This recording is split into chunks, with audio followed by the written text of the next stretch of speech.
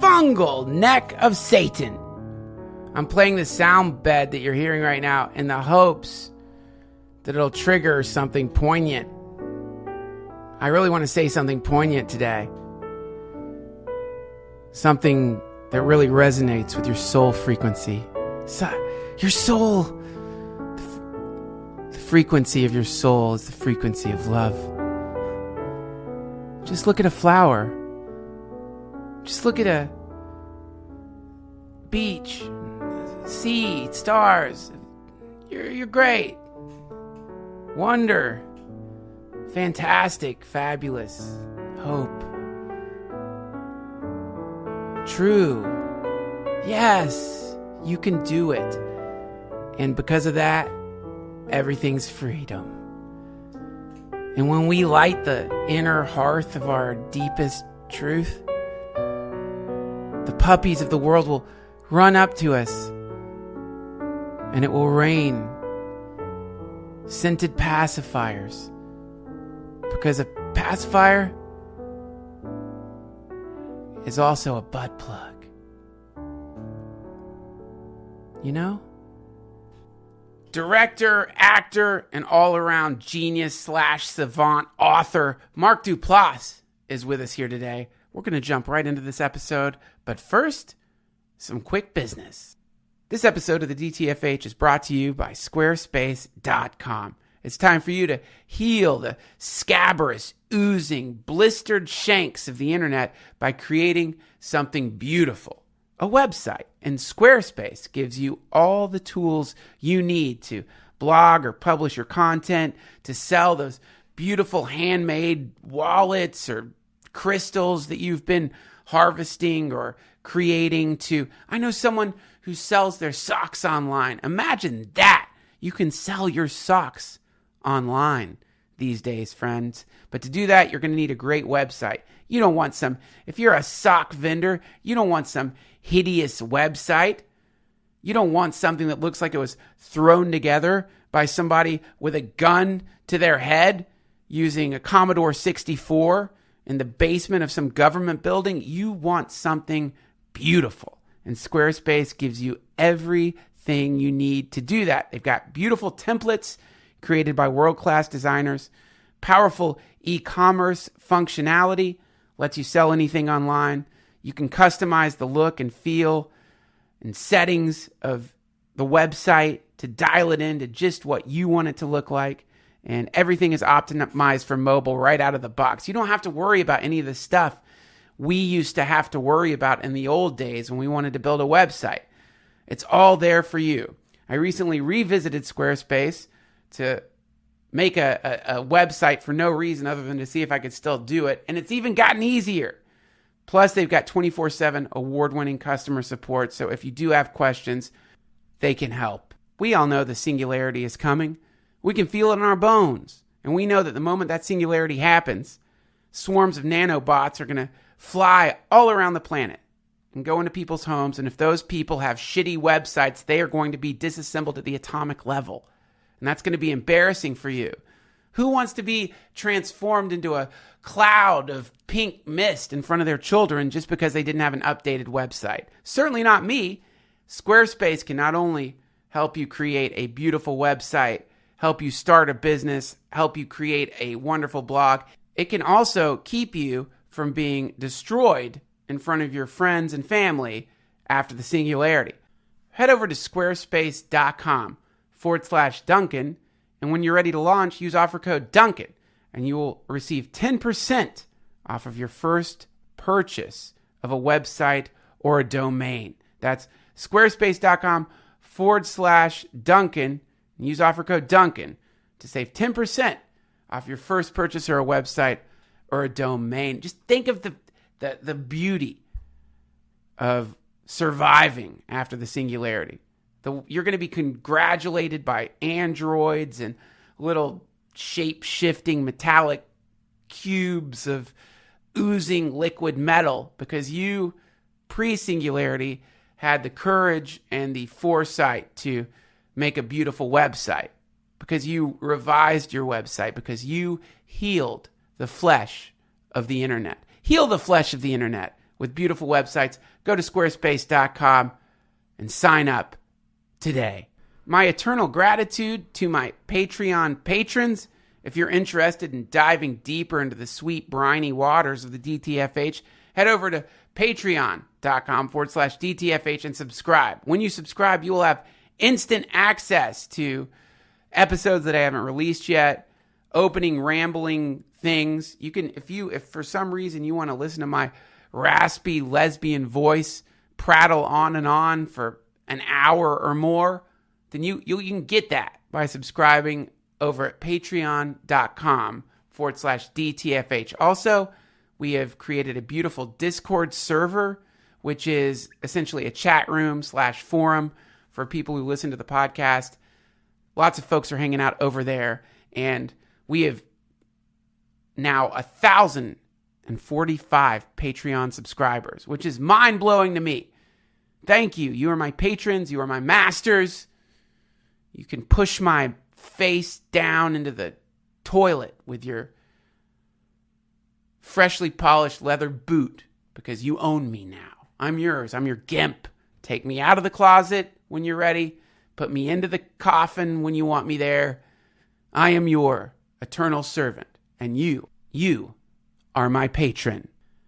Much thanks to those of you who continue to use our Amazon link. You can find this on any episode. Just click on that link anytime you feel like picking up something that we talk about on the show. For example, the Duplass Brothers' new book, which just came out. We also have t-shirts, posters, and stickers located at DuncanTrussell.com. Okay, enough of this. Remember, if you don't want to listen to all this crap, just sign up over at Patreon. We put every time I do an interview, I upload it immediately to Patreon.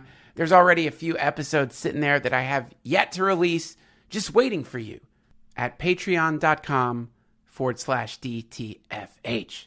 Okay, enough of this shilling. Today's guest is an actor, producer, director, writer, and dad who has had some part in creating some of my favorite films, including The Puffy Chair and Creep 2. He and his brother are creative juggernauts who recently produced the hit series Wild Wild Country on Netflix and Evil Genius. You should check out the book he just wrote with his brother, Like Brothers, which is an exploration of their lifetime of collaboration, a memoir detailing their rise from living in Austin to becoming two of the most famous indie directors, producers, creators living today. So please, everyone, open your astral arms and reach out to whatever part of the time-space continuum that today's guest is currently residing in. Send those sweet interdimensional galactic love butterflies blasting out of your pineal gland to swirl around our esteemed guest. Welcome to the Duncan Trussell Family Hour podcast, Mark Duplass.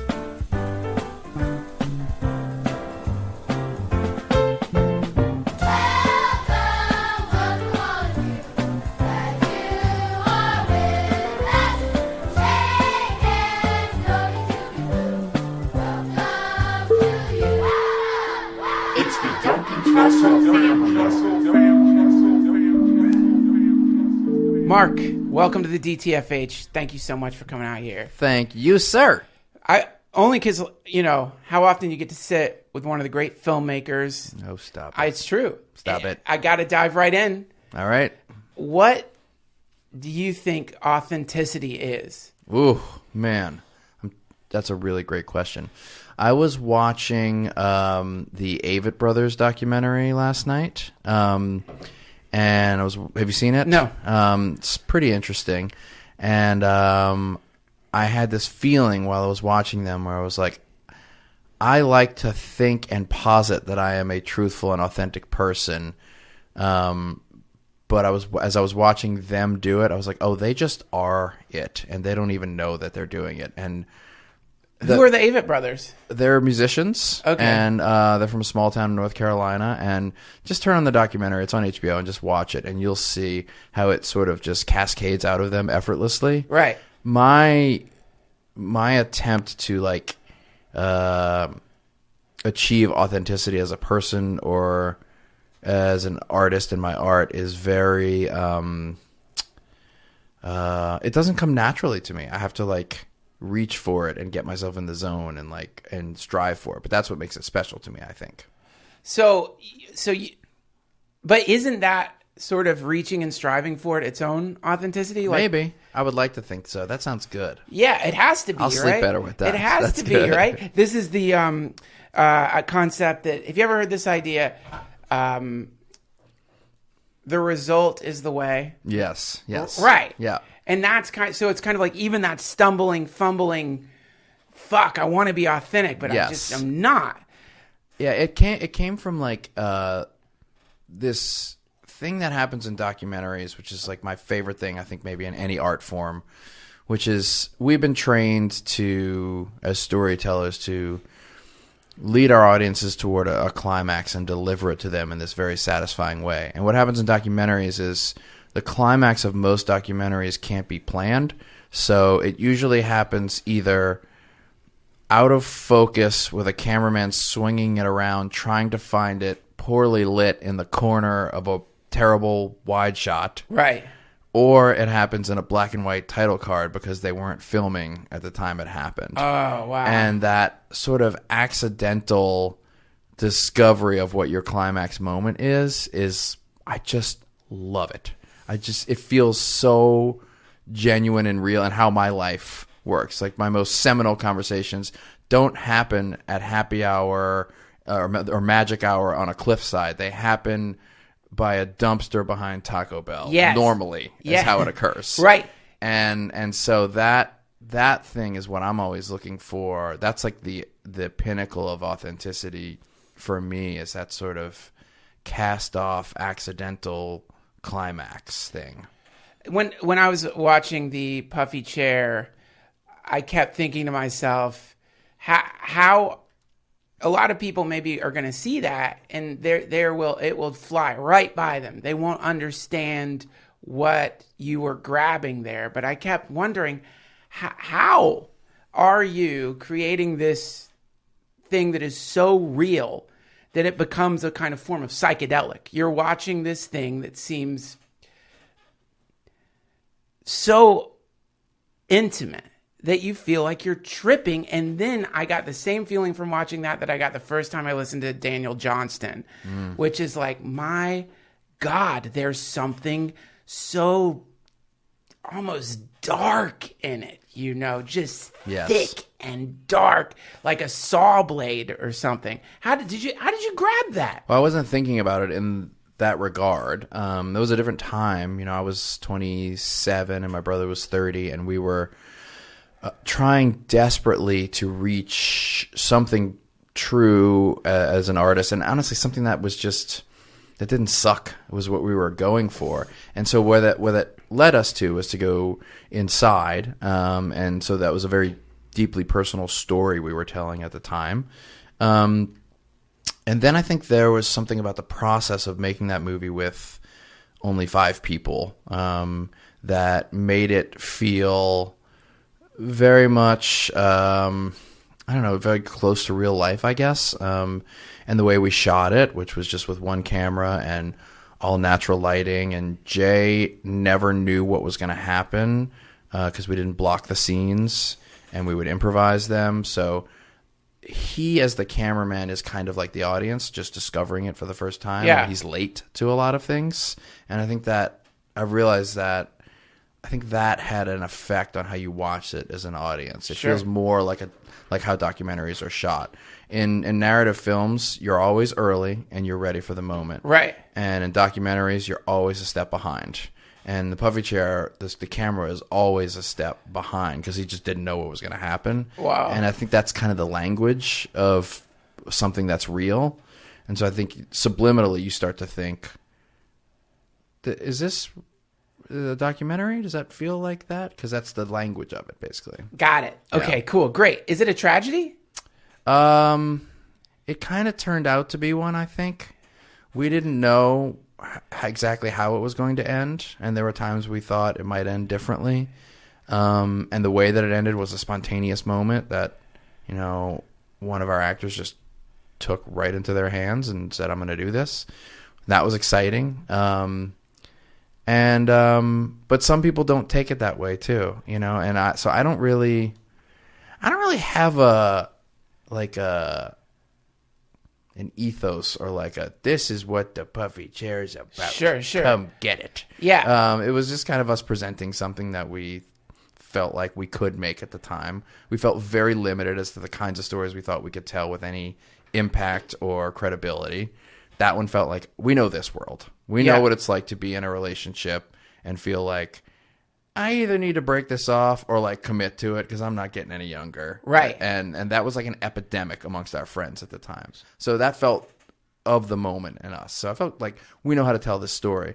But as to how that movie is received, it's so wildly disparate. Even at Sundance, when it premiered at night in a packed screening, it played like Dumb and Dumber. Like people were just laughing all over the place, going crazy. And then it played at 8 a.m. the next morning, and it played like fucking Sophie's Choice. Like everybody was just like, this is not funny at all. And they were crying and all upset and well, they're wrong. It's fucking hilarious. That is a really, really, I mean, I don't see how you could not see it as a comedic film. It's just, without giving the ending away, it just ends to me in the most just, it was so sad. This is sad. The ending is just, and then the way you guys cut to the credits, right there, it's unexpected and it's over, and that's it, and that was the chance, and it's holy shit, man. Just really knocked my socks off. Thanks, man. So, hey, I want to say congratulations on your big Netflix deal. Man. Yeah. 4-picture deal with Netflix. Yeah. So we're going to get to see 4 nude. At least. We make a minimum of 4, but we usually end up making more. When I saw it, but in the beginning of A Puffy Chair, it's produced by Netflix? So we made that movie on our own for like, I think it was like $10,000 by the time it was done. And then we sold it to Netflix, which was called at the time Red Envelope. And we were like one of the first movies they ever bought as an original. And they were like, we're going to start streaming movies on our website. And we're like, nobody's going to have the internet to get that, but whatever, fine. And they were like, but you know, we'll see, and we'll pay you like $1 every time somebody rents it. Wow. And we were like, sure, but that'll never turn into anything. Wow. And we were like, whoa, everybody's watching it. Yeah. And they advertised this on side of the little envelope, inside of the Netflix envelopes from the DVD mailer program. And I mean, they were seminal in creating awareness for the Puffy Chair. Like that was huge when it went out. And they were like, for better or for worse, they're like, if you liked Garden State last year, check this movie out. And all those people came to see it and they liked it. Wow. And they kind of, I mean, there's like 2 seminal entities in our filmmaking career. Sundance picked our first $3 short film in 2003, and Netflix bought the Puffy Chair in 2005. And those, we are nothing, nowhere, ever at all without those people. Yeah, it's badass. They're badass, man. And you got in so early with them. We did. Do you guys know do you have any idea what you're going to make for them? Did you have to pitch this to them, or did they come to you? So 2 years ago, we signed our first 4-picture deal with them. And that was just for the streaming rights. And we partnered with another company called The Orchard, who does like the theatricals and stuff. And that's where we did movies like Creep and Blue Jay. And now this is our second one, which are all just Netflix originals, and they'll just premiere on the site and they'll live there.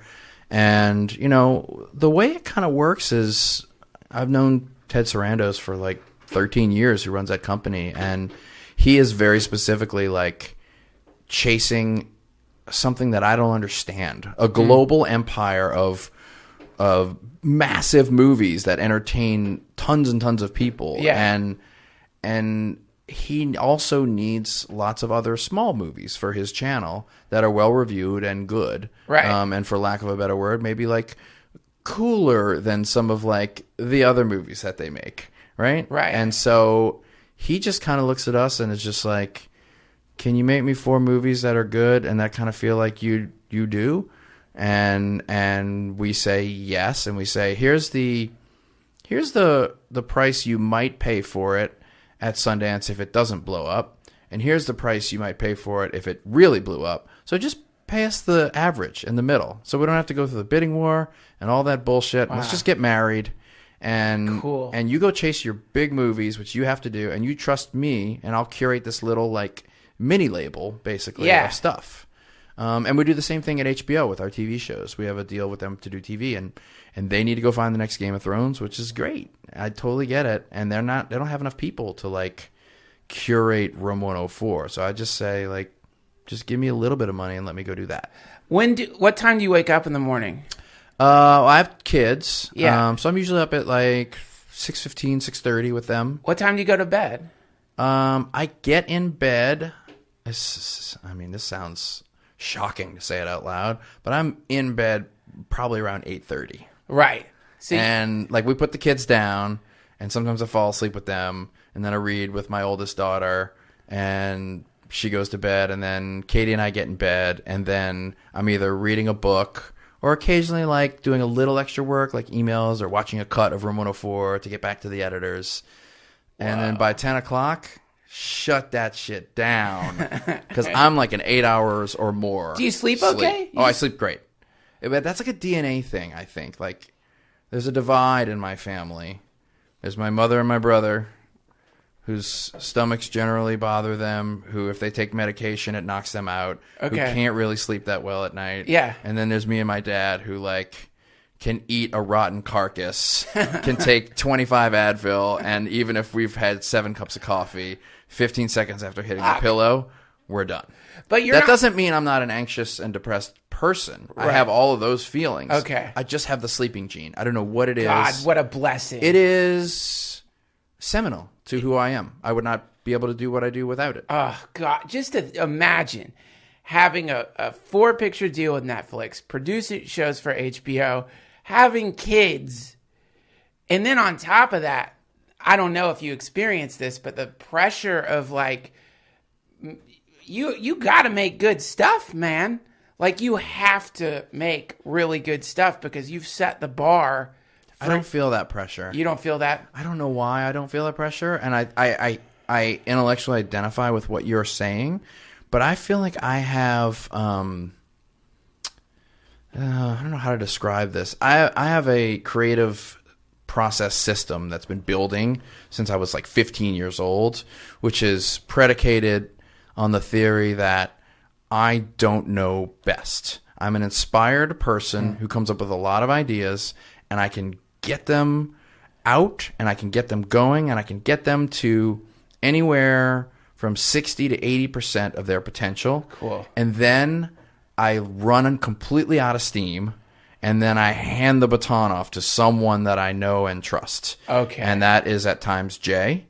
Now we have a company of like 8 people, and a lot of those people can do it. Sometimes it's as simple as me taking a rough cut of that project and putting it in our office screening room for 30 people that are smart to come in and watch and tell me what's wrong with it. You know, I mean, The Puffy Chair is a great example. We shot that movie, we screened it for people, and then everybody loved it, but the first act was totally flawed. So we scrapped the first 15 minutes of the movie, rewrote it, reshot it, put it back in, all with our friends' guidance and help, and that made the movie. And we never would have seen that on our own. So this whole, like, auteur, dude, you got to do this, pressure's on you to make it great.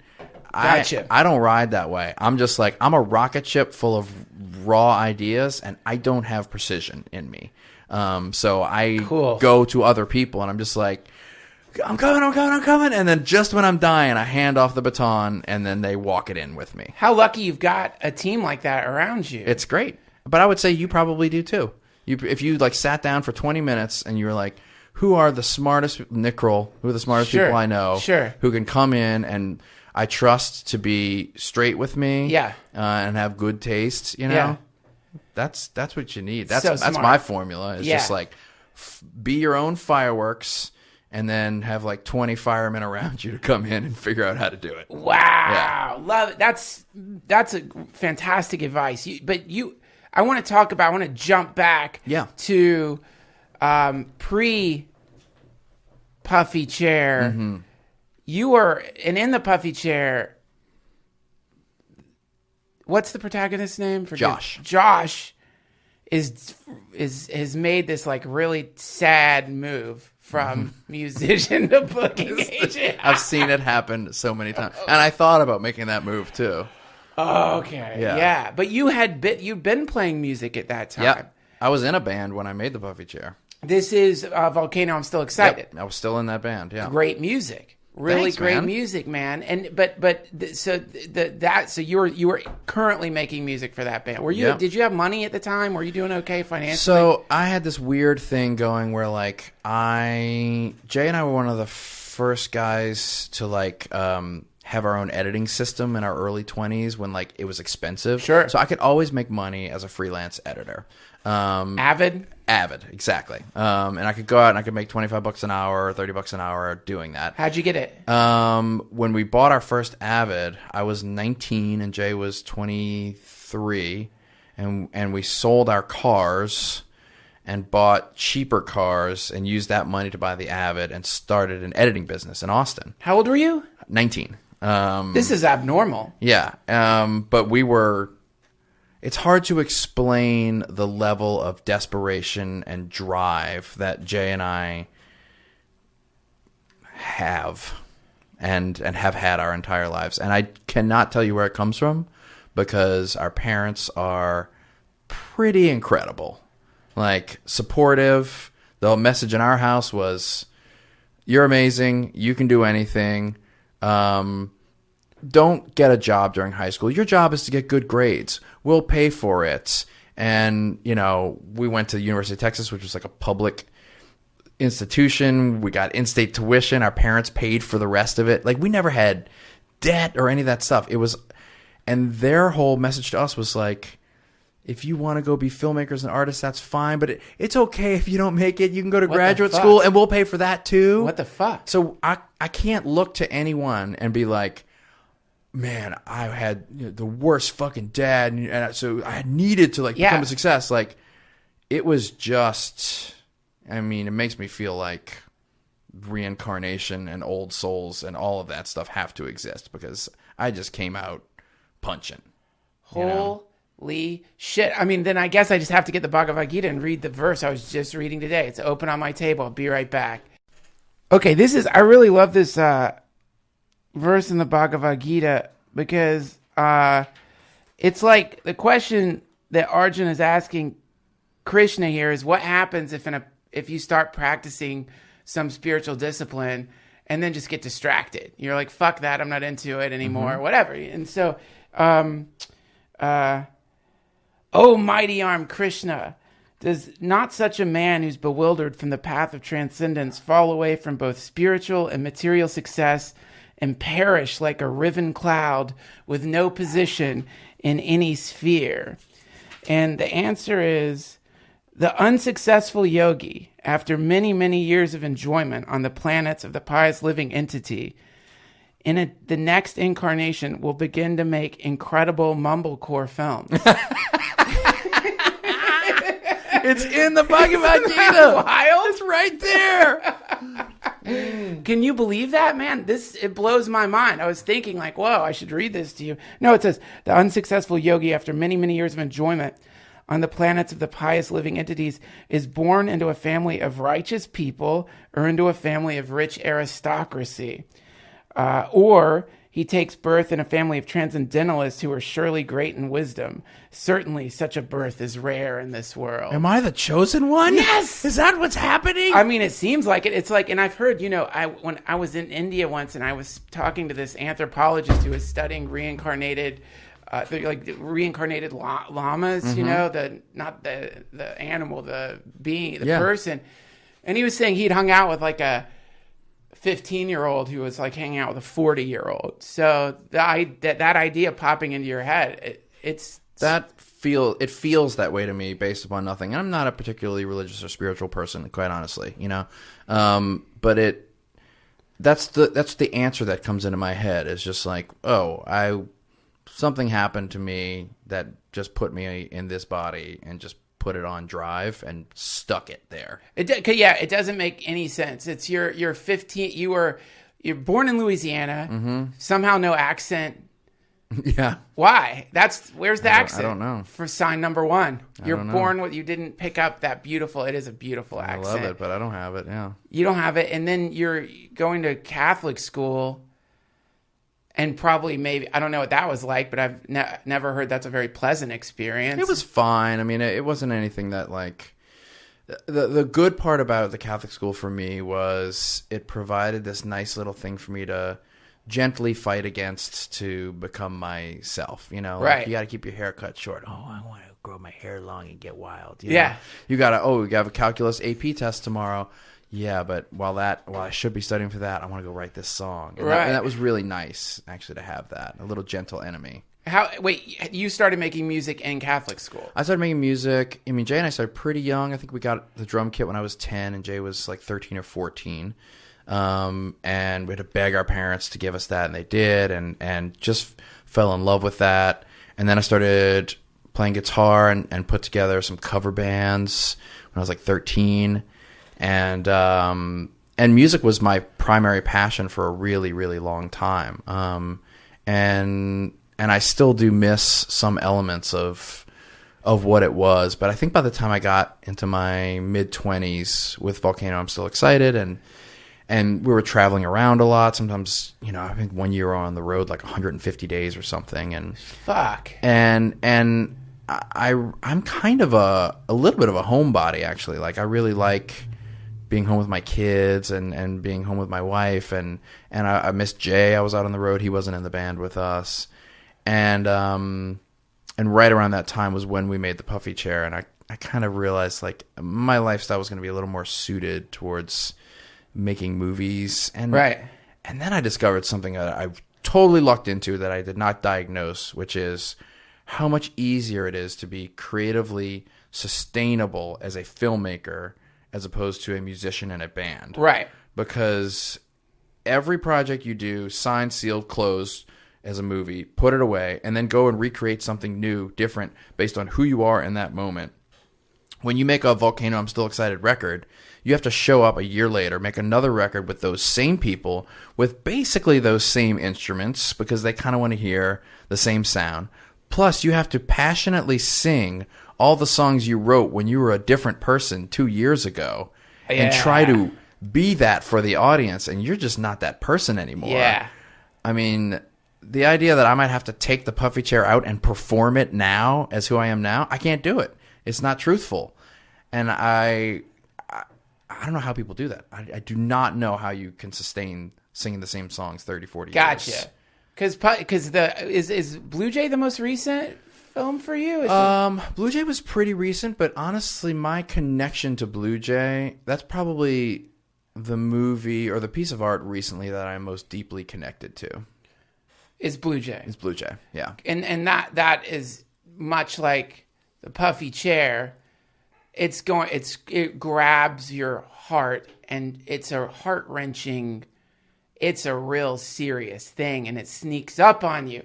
It sneaks up on you in the most specific, brilliant way. Oh, thanks, man. So you're just annihilated by it. I was watching it with my girlfriend, and she's like, it's going to kill you. That's so funny. She loves you. Oh. Yeah. Where is she? Well, is she hiding? Where is she? She's hiding. Okay. That's the next part of the podcast. Okay, good. It's gonna be great. We're trying to draw you into a very deep conspiracy where we seduce you. I'm genuinely moved and happy that you love Blue Jay, because I want more people to see that movie, and a lot of people have. And it's a funny piece of art for me, because I look at it, I'm like, I don't know if I can beat this. And there are a lot of pieces of art that I've made that I think are not as connective or good, that people like a lot more. Right. It's one of those funny moments you have as an artist where you're just like, this one's actually my favorite. I thought this was going to be the one, you know? Whew, God, I was thinking like, man, usually I don't do sometimes I just on podcasts I just ramble and ramble, but yeah. I was one of the challenges. I was like, man, I can only like say it's amazing and heart wrenching, but to talk about the details is to ruin it for people who haven't seen it yet. I mean, I can talk about kind of what was behind the movie for me, which was, I don't know if you felt like this ever as an artist or what it is. I think the form here, probably you don't encounter this, but maybe I'm just projecting. When you struggle as an artist for so long, like I felt I did as a filmmaker and even as a musician, and then you make something that's good, subconsciously or consciously, you just stay close to that thing. Because you're like, puffy chair works? That's what they want? Fine. All the other shit I did failed, so let me just stay in that lane. Yeah, and I felt like I needed to stay in the lane of the, like, truthful dramedy that's personal and make sure it has like enough humor in it so everybody can and giggle and I kind of started branding ourselves that way on accident, you know. And then something started bubbling up inside of me with Blue Jay that was like, what if I just let the world see that I'm kind of a like schmaltzy uber romantic person, and I don't go for some of that wry comedy that undercuts it and makes it more palatable and chewable. If I like serve it up just hairy and raw, you know? Yeah, man. And that was terrifying to me because I was like, well, no, don't do that because you struggled for a long time. You finally find what people like. Just give them what they want, you know? But I could not stop Blue Jay from coming. I was like, this is happening. It happened, I think it was right around when I was about to turn 40 and I was feeling a lot of just a nostalgic, schmaltzy person in general. And I was like, I think I just want to rip myself open and just spill it all out into a movie. And I hope it goes okay. How long at the time of filming Blue Jay? How long had you been married? Let's see. I shot Blue Jay, I think in 2016. So I've been married for 10 years. 10 years. Yeah. And Katie and I, we've been together for like 14 or 15, you know, at that point, and have 2 kids and a solid relationship. And there's nothing really, I mean, I don't know how to talk about this movie without giving away things. It's not an extremely autobiographical movie. Gotcha. From a plot perspective. Yeah. But what was at the core of it was this feeling of, and I don't know why, because I'm such a generally joyful, quote-unquote happy person. And I say quote-unquote because I don't have a lot of peace and calm in my life. I get tons of excitement, tons of joy. I'll come here, I'll meet you, we'll talk, we'll connect. Yes. It'll be awesome. We'll see each other at a party in a month and we'll remember this. Yes. And I'll spike with joy.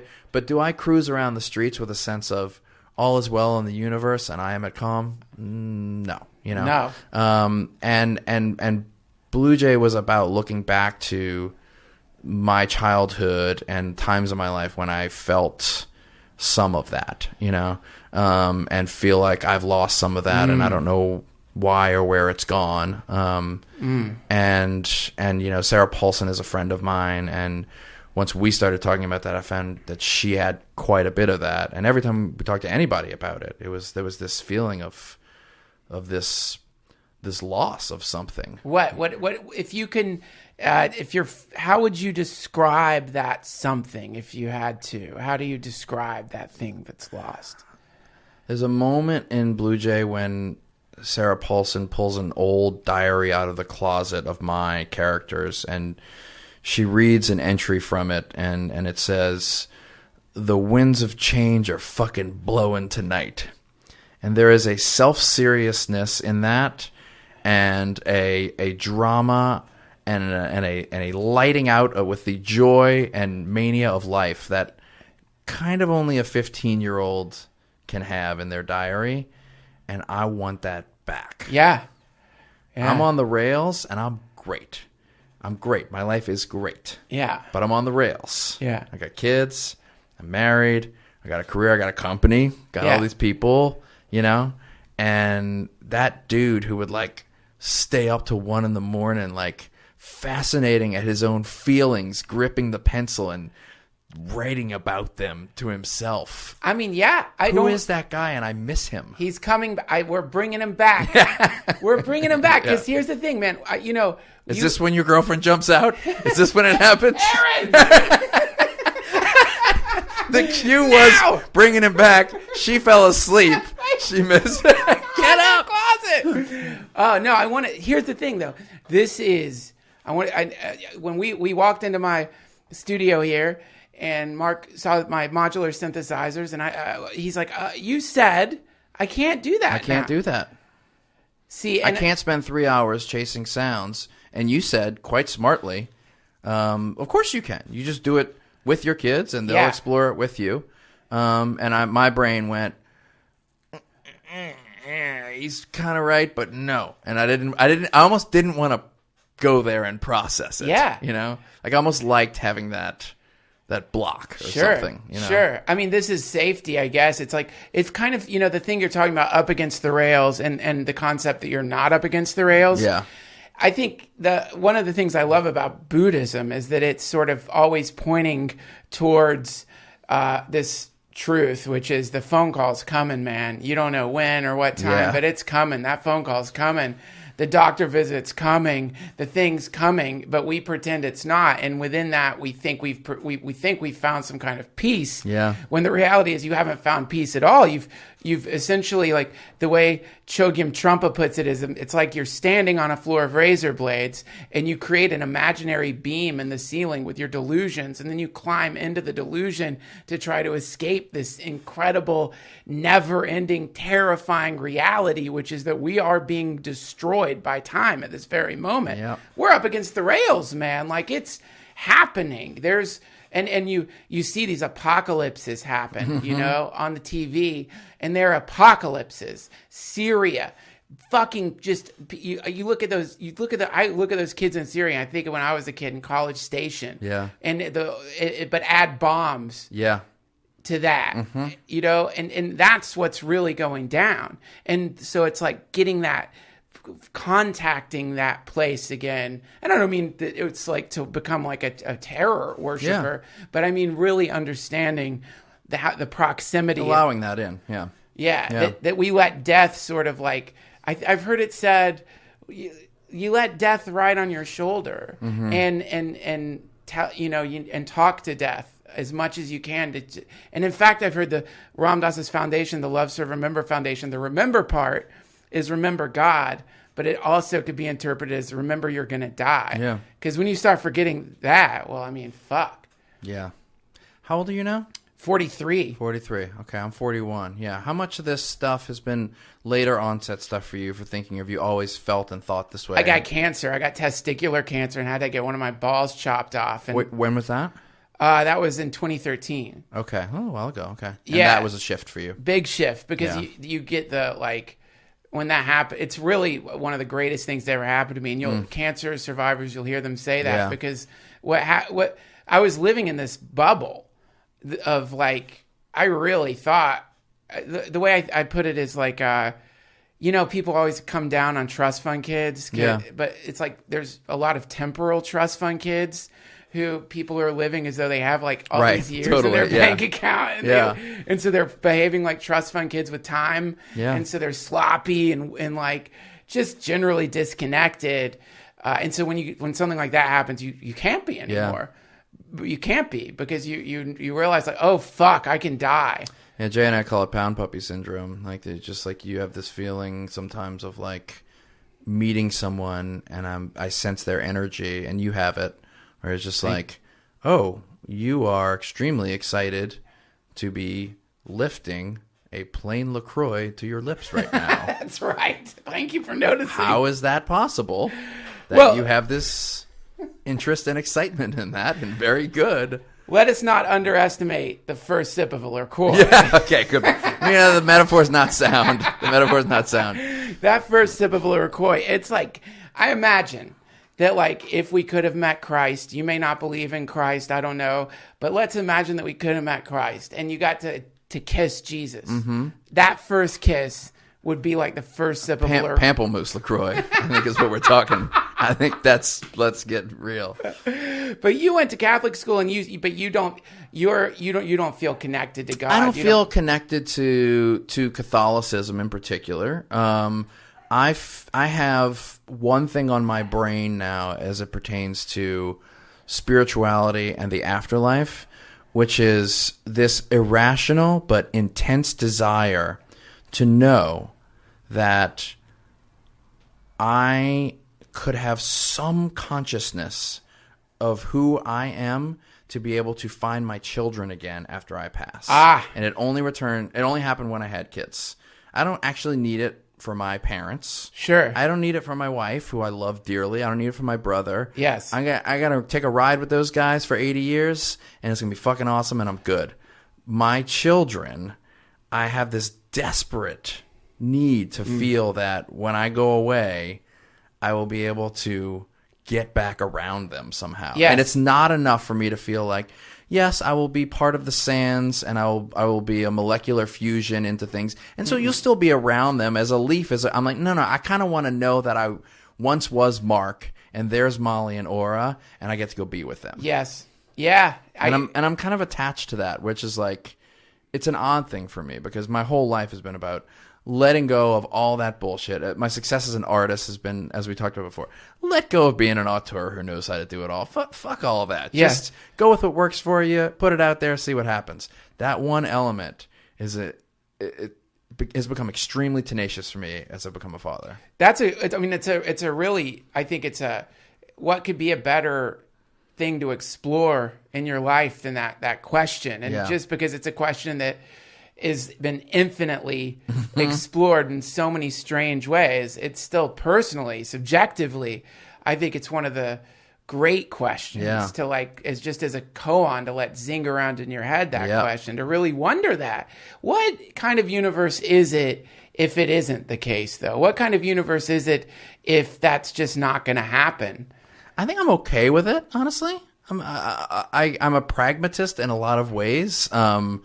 And, I look at like, again, I keep using this metaphor with my career, but like I had so many ideas about what I thought my career was going to be. I was going to make the puffy chair at Sundance. Then I was going to go become like a career, like Fox Searchlight and Focus Features filmmaker and make like $10 million movies that would go win Oscars, Yeah. And then I did one of those movies or two of them. And I was like, oh, I don't like this.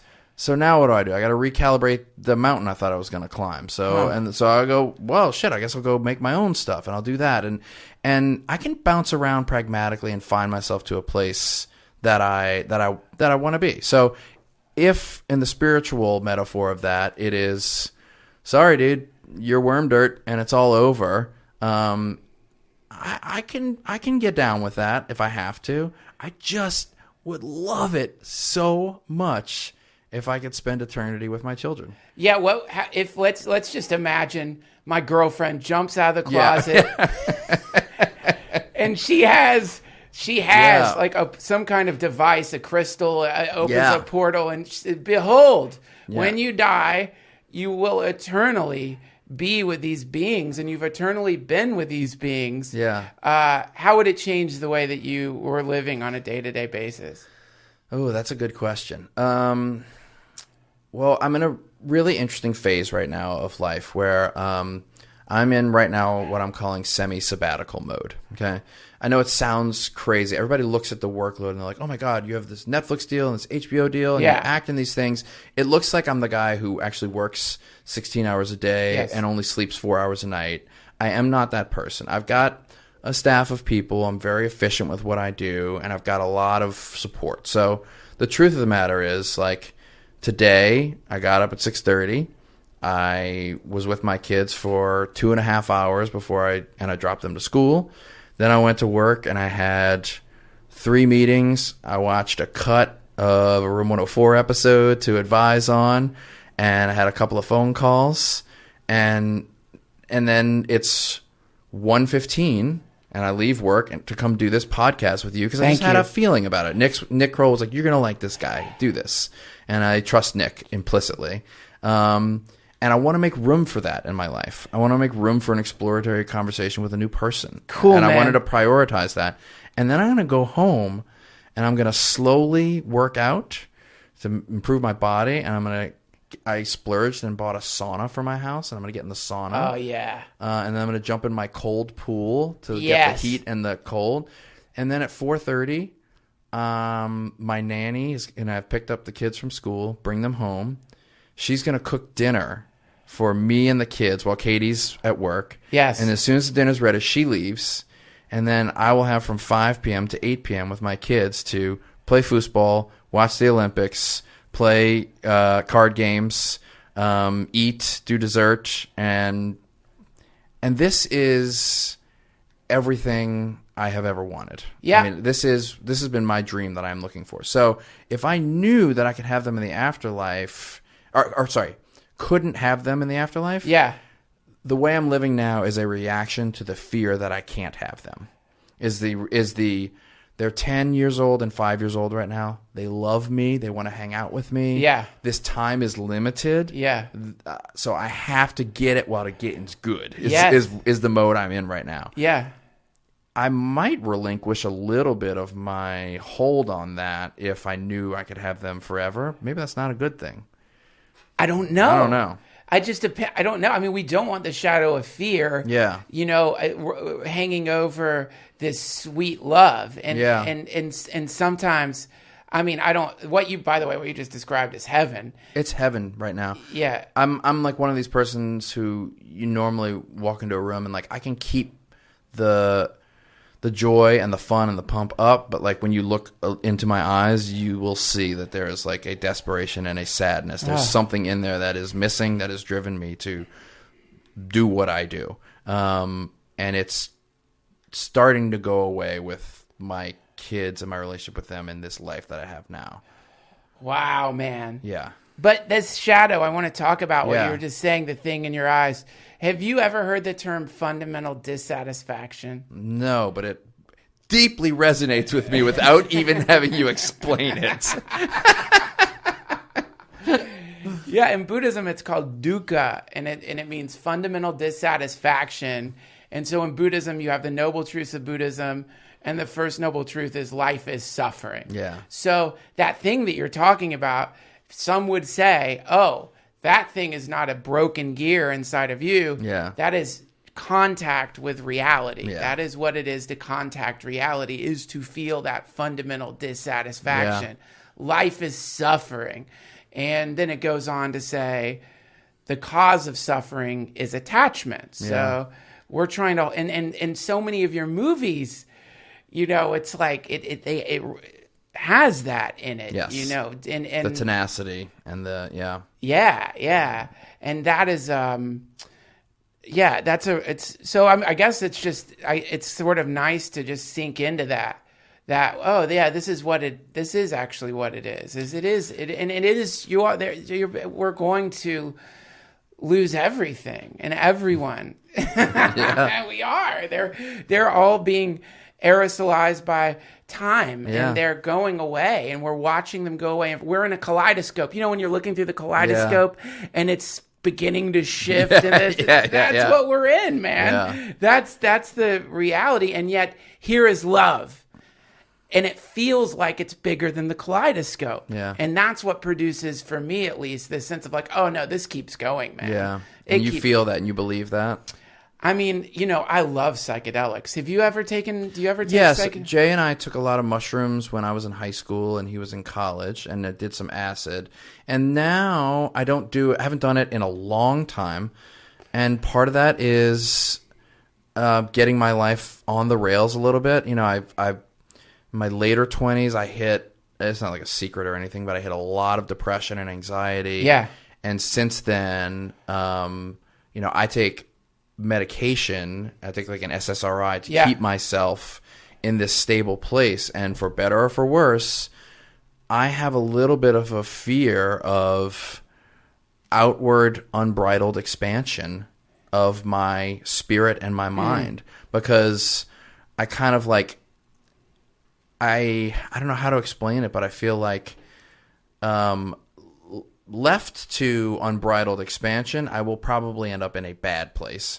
And I've made some really good decisions and put some things in my life to get me into this really good place, which is I feel like I'm playing above the rim based upon what my DNA is and the spirit that I was left to ride upon. I got you. You know what I mean? Yeah, oh sure. So I'm kind of like, there's a little bit of don't fix it if it ain't broken, because I'm already playing at 120%. Yeah. That being said, every time my friends are like, I'm going out to the desert to do ayahuasca, there's this little tiny voice deep inside of me that's like, maybe you should do that. And maybe if you did all that stuff, you wouldn't have to take these little pink pills that you take. Well, yeah. I mean, But I'm terrified of that. I get depressed. I've struggled with depression. I've been on antidepressants before. And So one of my friends is someone I know is a psychiatrist who has a clinic where they do ketamine treatment. And so I tried that for my depression, and intermuscular ketamine. So they inject ketamine. It's a disassociative, and it's an incredibly powerful psychedelic. They inject that into your arm. And did you do this at this clinic? Yes. Or you've done it before? Okay. And I was depressed. I mean, I was depressed. I was like, it was the end of a relationship. I was just like fucking depressed. I know, man. I know. Yeah. I know what it is, and you numb, just numb, just fucking numb, man. You know, you go completely numb. It's so heavy. So So what happened was, within moments, I had my eyes closed. I was photographically reliving the doctor telling me I had cancer. Photographically, like I was sitting in front of the doctor. He's like telling me, I was like there again. And then it was like cancer was just spreading through my body. Fuck. It was in my throat. I was like, I'm dying. I'm having a death trip. And it feels like there's a wall that's coming towards me that's death.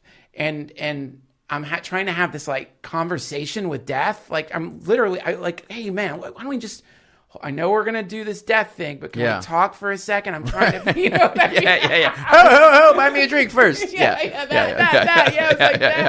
And then, and so then it annihilated. It annihilates you. Your identity is annihilated.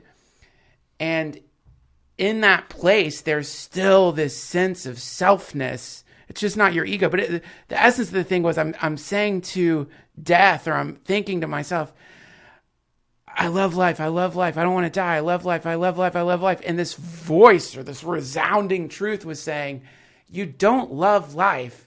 Life is love.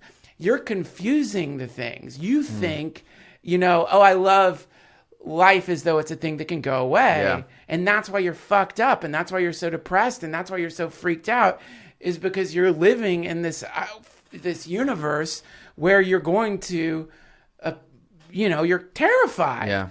And you're in a tragedy. You're in the war. And so it was like this. Anyway, it's beautiful because it does seem to, at least in that state, and whatever it may be, who knows. And when you rolled out of that, do you forget that and get distance from that? Like all things where you're like, oh, I'm really clear now on Tuesday after I had this on Monday. But a month from then, does it swear? So or were you able to maintain? Ketamine therapy, it is incredibly effective in treating depression. And you can look it up. The studies coming back are unprecedented. They're calling it one of the great breakthrough psychiatric discoveries of, I don't know. It's one of the big ones. Yeah. And there's a lot of theories on why it treats depression and what it does.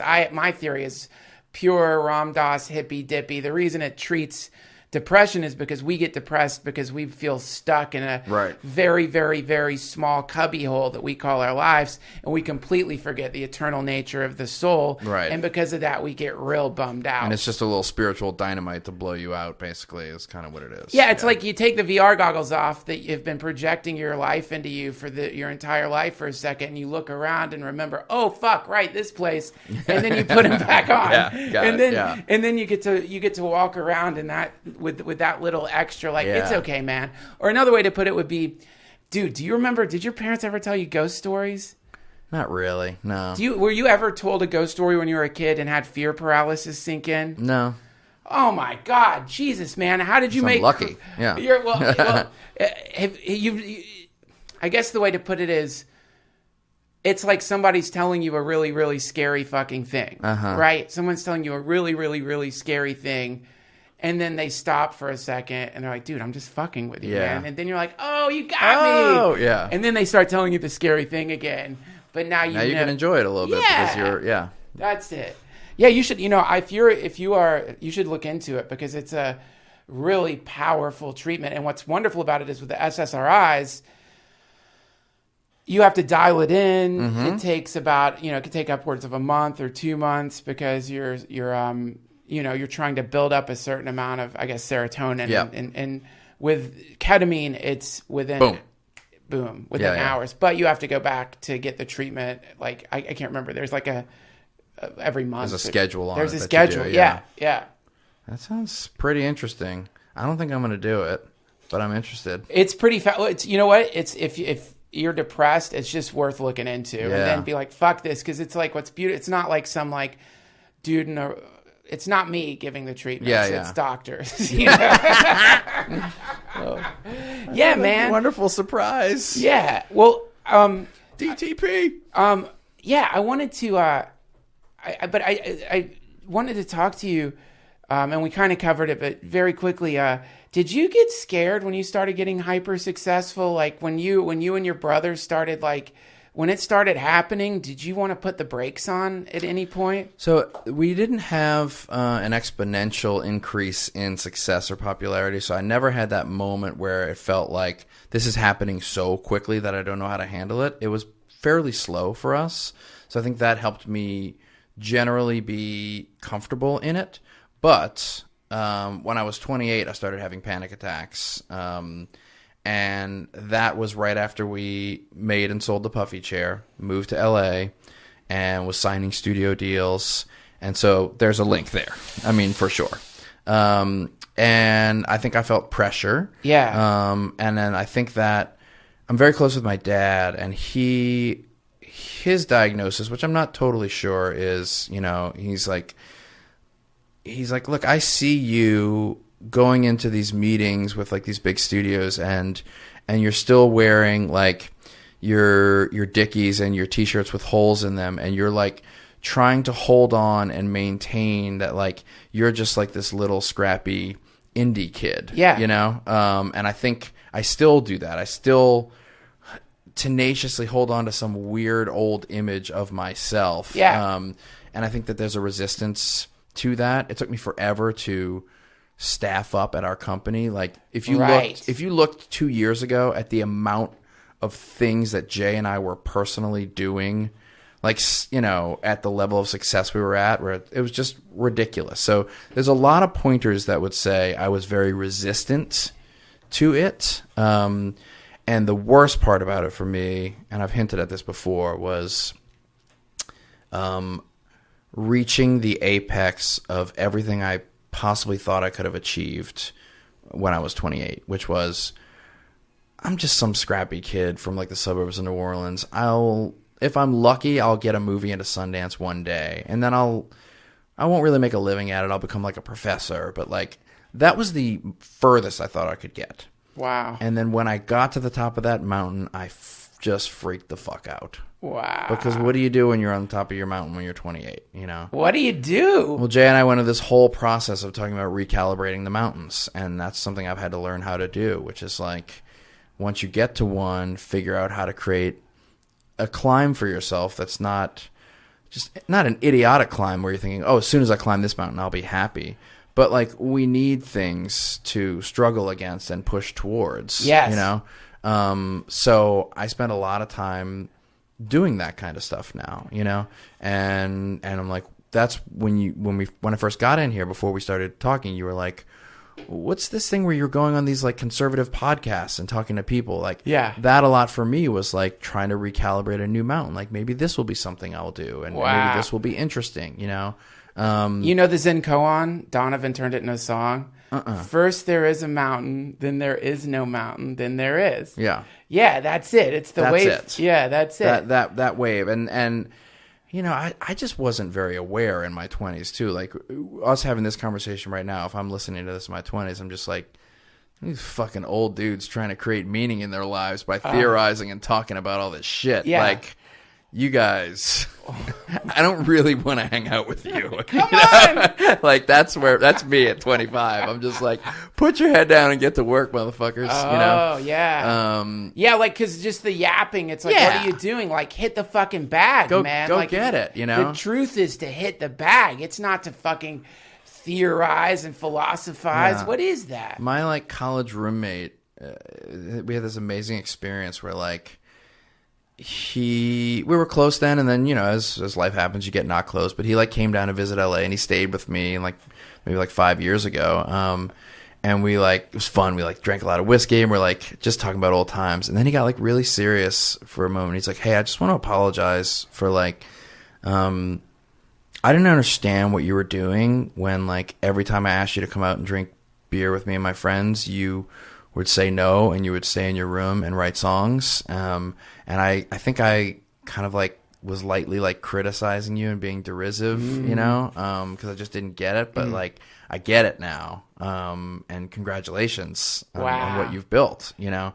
And, I think that I just grew up with this mentality of just like, man, if you're going to try to become an artist from nowhere, you have to be willing to give up all frivolities, give up all meals out, give up everything and just put your head down and fucking go. You know? Yeah. And that's what that's what I did literally up until probably last year. And I almost destroyed myself in the process. Wow. I mean, I don't talk about this a lot, but like in my 20s, before I started going to therapy and before I started really having panic attacks, like I was so tenacious as a musician, as a like person who's like writing his computer constantly.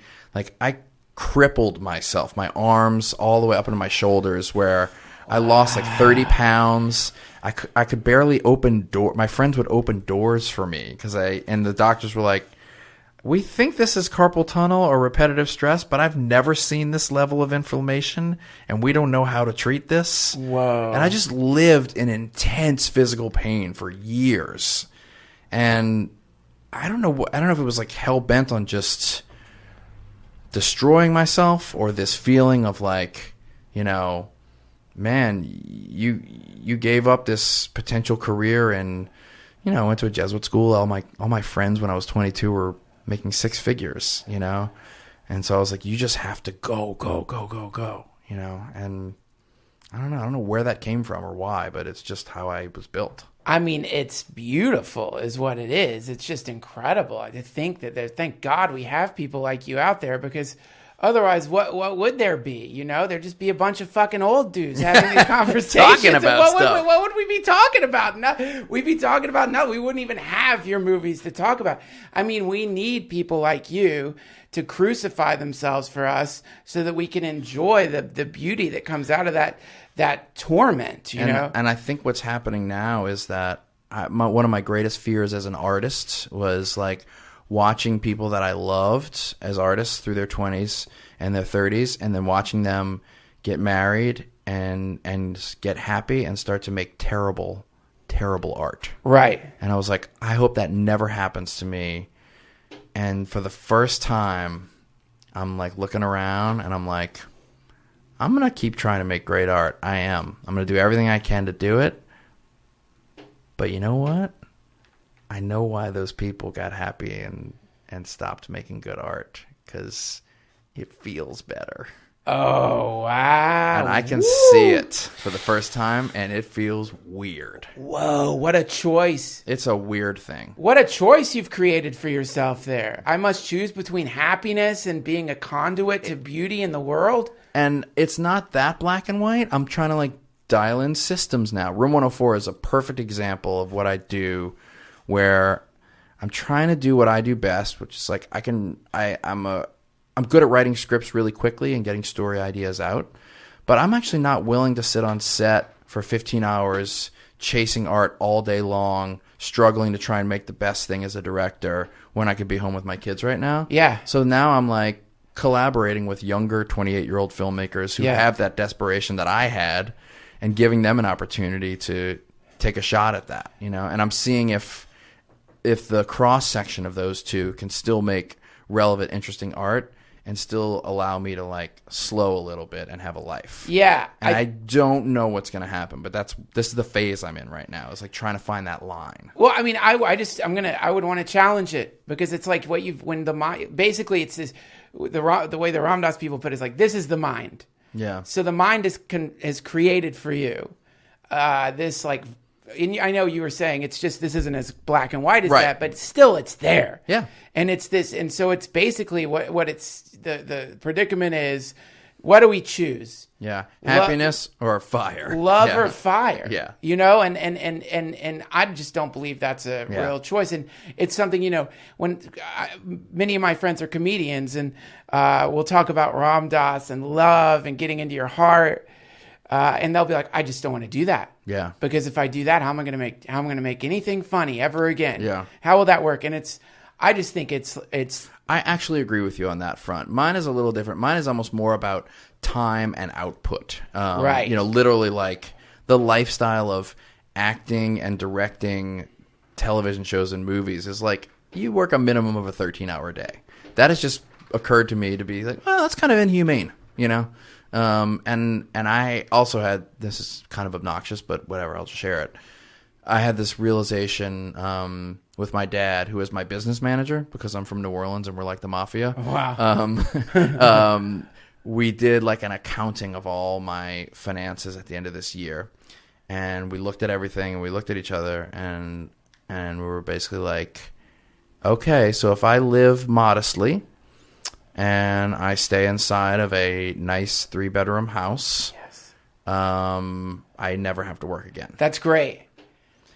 Interesting, terrifying, wonderful, but it puts a point on the decisions you're making, you know? So if I'm not getting joy out of it, if it's not building towards something, well, then just don't do it. Drop it. Drop that shit. Drop it, dude. Don't drop it. I love your films. Yeah. One keep making them. The selfish part of me wants you to be on fire and miserable and like blowing my mind through these films. But also, you know, sometimes one of the very strange things to me is when you realize, oh, this is a person who could easily just vanish into the darkness. I think about it. I think about it. Oh my God, man. Yeah. I mean, and that going away, you know, that's that part of the cycle, to have the trust and the faith that maybe you could even do that, drift back and become invisible for a little while and then resurrect again and come out of it with all this new data and knowledge. Well, there's a whole other thing happening to me right now too, which I don't know if you get any of this, but like I look at these massive movie stars who can make 10, 15, $20 million a movie for like 8 to 12 weeks of work. Yeah. And I'm like, how are you not doing that and donating all of that money to people who really, really need you at this point? Yeah, and you do that. You're philanthropic.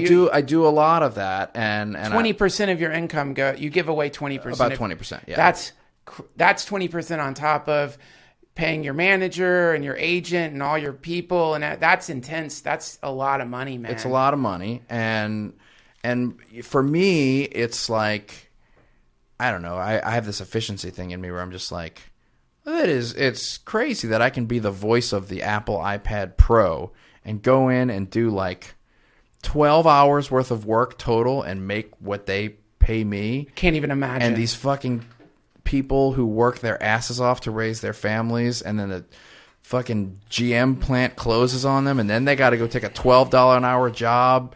And I'm like, this is wrong that I can make that money and they have to make that money. And then I start getting all heated up again. And then I'm like, okay, nope, not time for semi-retirement. Here's what you're going to do. You're going to go out and you're going to make everything you can possibly make, reaping the benefits of this position in society, and give all that shit away and lift the whole thing up. You know? That's it. And this is one of the, you know, I always go back to Ram Dass, forgive me, but like one of the things Neem Karoli bought, they say, you know, Maharaji, when he's teaching them, he never said, we do this meditation or we do this for ourselves. He always said, this is what it's going to do for the people around you. It was always about other people. Nice. It's That's always really for other people. Yeah. And when you apply that to whatever it is that you do, whether it's making badass films, or whether it's this is for them, this is hopefully gonna help somehow, then it transforms the thing into something really beautiful. I've noticed, like it's sometimes I'll just sit in front of those modular synthesizers, and I'll think I want to make a sound to express my gratitude for existing in the universe. And the moment you start trying to dial that kind of sound in, it becomes instantly more beautiful. Could be I don't mean if my neighbors are probably like, Jesus fucking Christ, man, is his TV, is his TV malfunctioning? Are his dogs on the modular synthesizer again? Yeah. But yeah, it's that feeling of like, outflowing instead of inflowing. It's just such a sweet feeling, But are there any particular charities that you're working with right now that we could help you out with? Yeah, I really, really like PATH, which is people assisting the homeless. It's a California charity that's really they're all based around like getting homeless people a place to live first, then giving them the social work so that they can go find the job from there. You kind of can't do it while they're homeless, But they find them Section 8 housing and hook them up and get them going. What's happening in LA? It seems like there's everywhere now. There's a huge homeless explosion, and I don't know why, and I can't even pretend to know why. But we do these great things with our company. We do these PATH move-ins where they will find families that are homeless, and they get them this Section 8 housing where it's like, subsidized rent for them. It's like 70% off of what the market rent would be or more. And then they move in, and they're like, exciting, and they have zero furniture or belongings.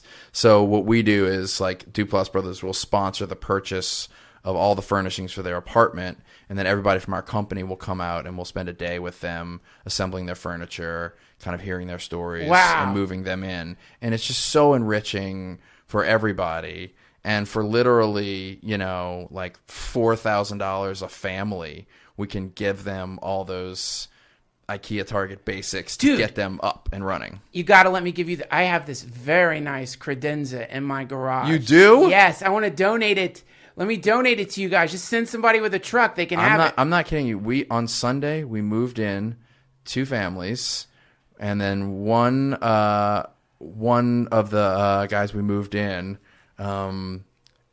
we tried to get him this piece of furniture, and it was too small, and he needs something else. Wait till you see this thing. This is nice. It's nice. You're gonna sell me on this. Do you give a credenza to everybody who comes here? Yes, every guest of mine. Do you find some way? Have we just been like, have you been asking questions to find some organic way to gift me a credenza? I've been trying. I've been thinking like every question was designed to like get to like depression, credenza. No, yeah, I couldn't get there, man. This kid. You can play games with your kids on the credenza. Yeah, I thought. No, he already has a credenza. No, the idea was the modular sense. I was going to be like, you got to put them on something. You need a credenza. Beautiful. I want to give that to PATH, right, man. We got it. You are an inspiring human. I'm so grateful to you for this time. Thank you so much. Hey, man, this is awesome. Hare Krishna.